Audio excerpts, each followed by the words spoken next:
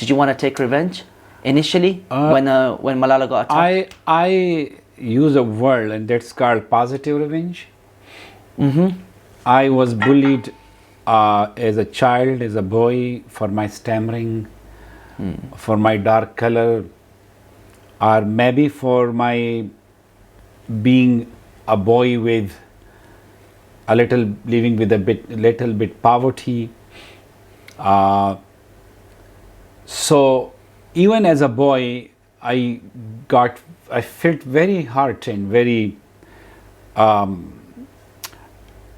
disappointed when I was bullied, and I used to feel very angry. Even at that time, I was very clear that bullying someone is very bad. Discriminating somebody for their color or religion or gender is unfair. And the good thing in my revenge was that I wanted to take revenge from the very evil, to finish the evil. Like not the evil doer.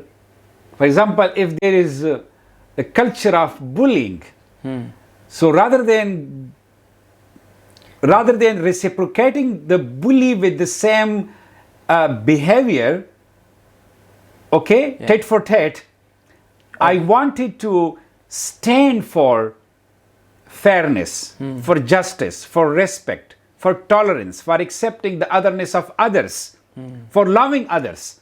Yeah. So, if you just take revenge from one bad guy who has mistreated you, the evil will not end with that. Yeah. So, the good thing is that you, rather than go after that one evil or 2, 3 evil doers, you go after the very evil, and you change the culture of evil. No, I was very angry because it's very difficult when you see your most loved one on the verge of life and death and almost taken away from you.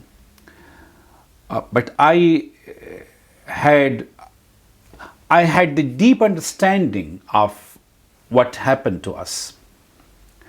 And where did you learn that? Where did you learn? I believed that. Where did you find your own forgiveness? Those were not the two guys who attacked her bus.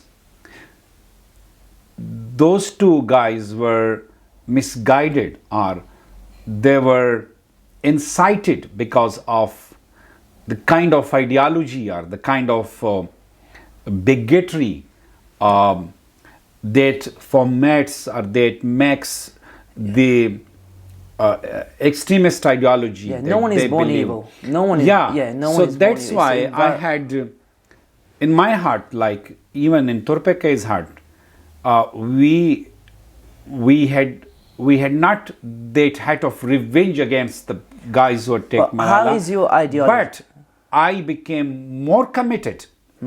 I became more committed to fight against the ideology which make people killers, which take away the lives of the innocent people of our country. So it made me more committed to the cause. As I said to you yesterday, that I believe in positive revenge. That is by fighting for the cause. And that's why then it's easy for you that you go after to change people's mind, to save other people.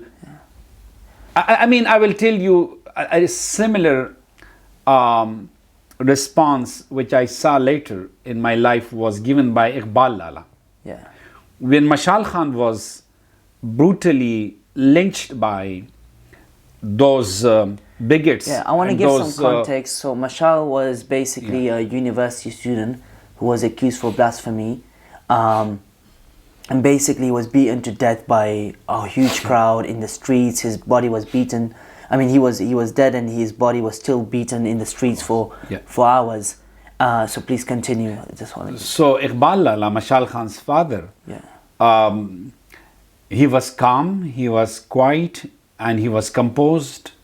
I think the trauma that he has seen I can't fathom I it. think you, me, and many other can't even think of that.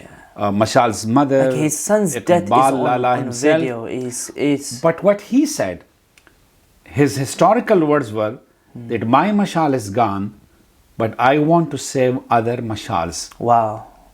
from extremism, from intolerance. So, forgiveness is something that gives you peace. Yeah. And when you don't have any hate, then you are at peace and you spread peace. Yeah. So, I'll also just mention about Malala's conversation with the Archbishop of Canterbury, when the Archbishop asked her that did she forgive Taliban, and her response was absolutely beautiful. She said yes, because revenge needs to be hateful. Yeah. And she doesn't want to live with hate. Do you know what's amazing? Because hate is harmful for your health. And do you know what's amazing? Because she set an example. Because when I heard Malala herself forgive Taliban, initially I was like, nah, in our culture it's eye for an eye, and it's like a code, and Patan, and I must take revenge and all that. I was in that kind of, plus my anger was justified to me because you guys almost took my sister's life away. I was angry. But when she made that action, not only did she give peace to herself, she gave peace to me. Exactly. And it's not that she told me, Khushal,